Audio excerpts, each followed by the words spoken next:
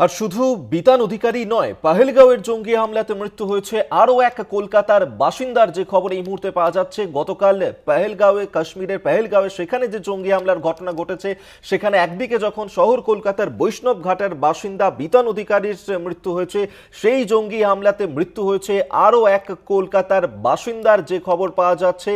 জঙ্গি হামলাতে নিহত হয়েছেন 52 বছর বয়সী সমীর গুহ, বেহালার বাসিন্দা তিনি। যেমনটা জানা যাচ্ছে, কাশ্মীরে ঘুরতে গিয়েছিলেন তিনি এবং পাহেলগাঁওয়ে সেই সময় ছিলেন, এবং সেই সময় যেভাবে জঙ্গি হামলার ঘটনা ঘটেছে তাতে রাজ্যের 3 বাসিন্দার মৃত্যু হয়েছে বলে জানা যাচ্ছে।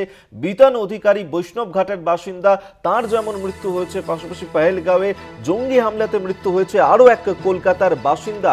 যে খবর এসে পৌঁছচ্ছে, জঙ্গি হামলায় নিহত হয়েছেন 52 বছর বয়সী সমীর গুহ, বেহালার বাসিন্দা বলেই জানা যাচ্ছে তিনি। বেহালার বাসিন্দা সমীর গুহ ঘুরতে গিয়েছিলেন কাশ্মীরে, এবং সেখানেই এই যে জঙ্গি হামলার ঘটনা ঘটে, সেখানেই এভাবেই জঙ্গিদের হামলাতে প্রাণ হারাতে হলো তাকে। বেহালার বাসিন্দা সমীর গুহ, তার মৃত্যু হয়েছে পাহেলগাঁওয়ে জঙ্গি হামলাতে। শহর কলকাতার আরও এক বাসিন্দার মৃত্যুর খবর পাওয়া যাচ্ছে এই ঘটনাতে।